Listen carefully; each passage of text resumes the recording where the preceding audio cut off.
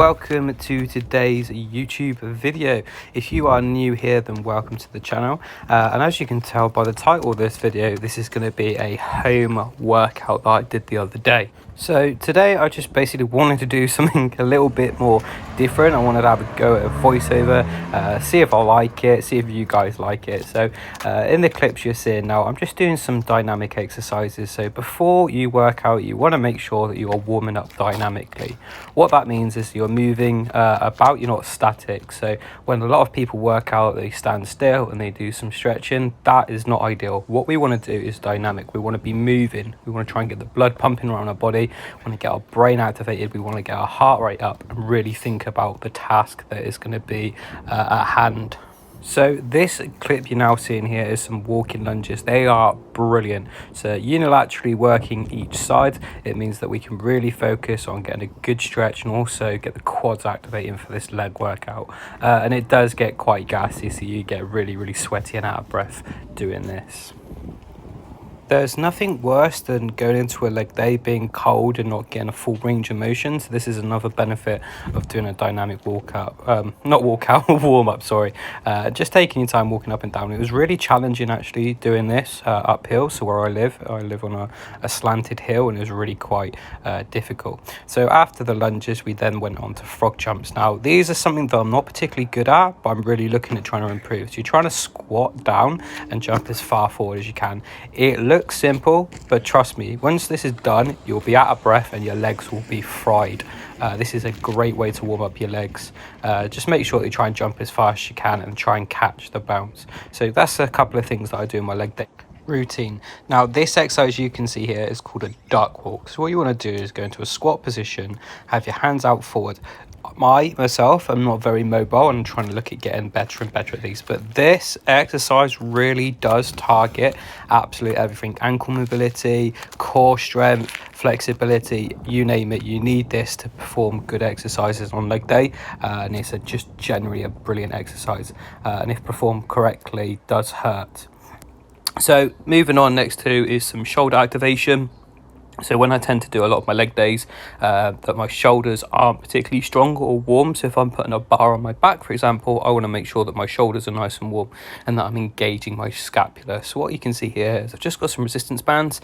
All I'm doing is squeezing my shoulder blades together as hard as I can, and then just slowly retracting back together. And this is a great way of warming up your shoulders, because most people think when they do leg day, you just need to warm up your legs. That's wrong. You need to have that mobility for the bar to go in the places that you need to do, or dumbbells. So this is a great exercise that I've just kind of come up with. I'm not too sure if it's a real exercise, but for me, I have a really tight chest. So all I've done is put the bands around my hands, and the bands are pulling me back, and I'm trying to resist this and really open up my pecs because they're really tight.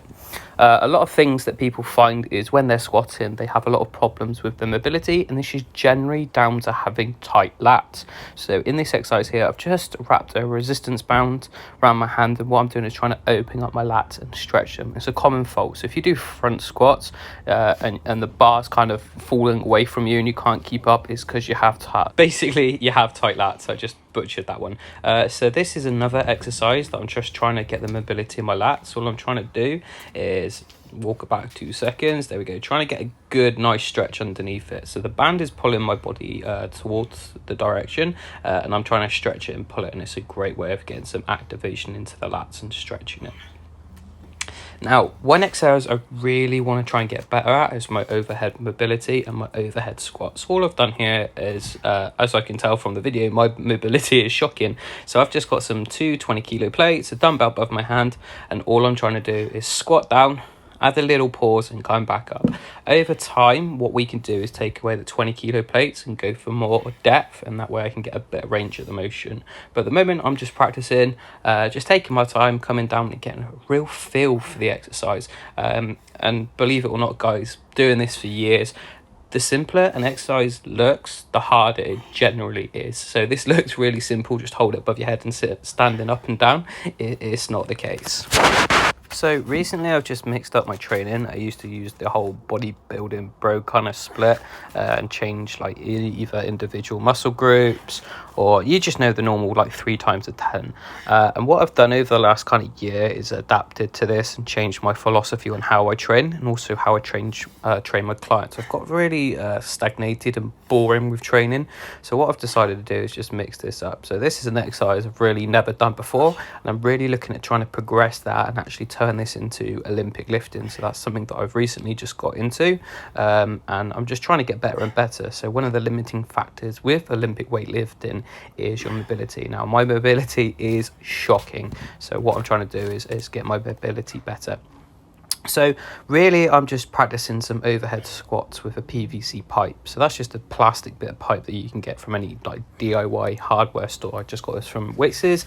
They sell it in like a 2 meter, or I can't remember, but they sell it in a long tube, and all I've done is cut it down, and it's great because it has no weight to it. So it just means that you can go into a squat, have it above your hand and something to hold.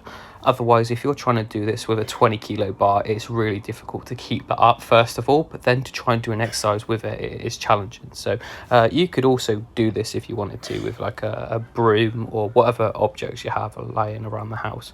But it's a great way of opening up your chest, and it's a great way of trying to work on your overhead squats. You can see below me that I've got a couple of 5 kilo plates underneath my heels. This is also to help my mobility and make sure that I get full depth. So just raising the heel up slightly just means that you can go down further, because there are a few limiting factors. You might have tight hamstrings like I do, or you might have tight calves. If you add a plate underneath it, this will mean that you can get a full range of motion. So again, just taking your time, just going up and down. And I do this before a leg session because, one, I want to get better at it. And the only way to get better at things is actually to practice and do lots of it. So there's a little slow-mo there. So the next exercise that we've got here is a SOT press. So it's basically a squat position and a shoulder press. So this is a great way of warming up your snatches. So I've learned this. Again, my mobility is shocking and I really do struggle with these.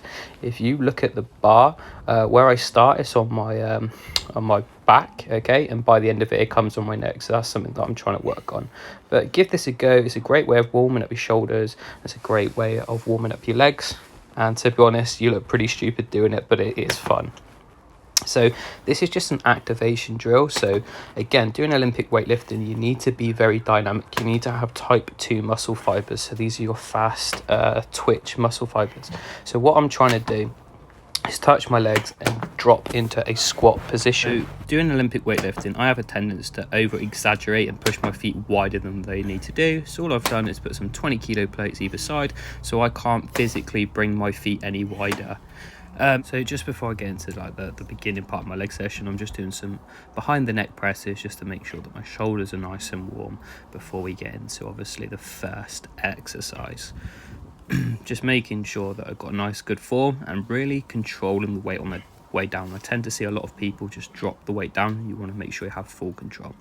So this little beauty of an exercise, okay, is called a snatch balance. So what you're going to do is add a little dip into your exercise, then you're going to jump up and drop underneath it, and the idea is to try and keep the bar exactly where it is, and you're trying to get depth underneath the bar and catch it in a receiving position.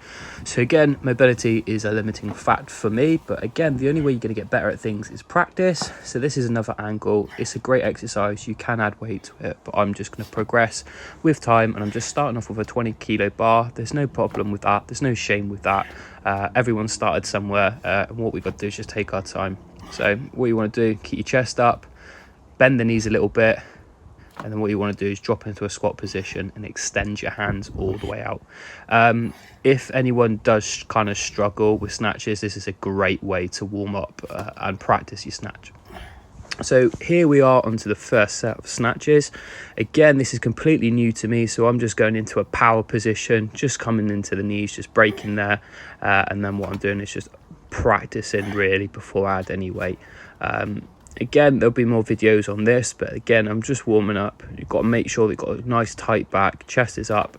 You kind of want to make sure that the bar hits you on kind of like the hips, the bladder area they say, and then what you want to do is trying to pull that bar in. But again, as I get more confident with the videos, then I'll start breaking it down in a better technique for you guys.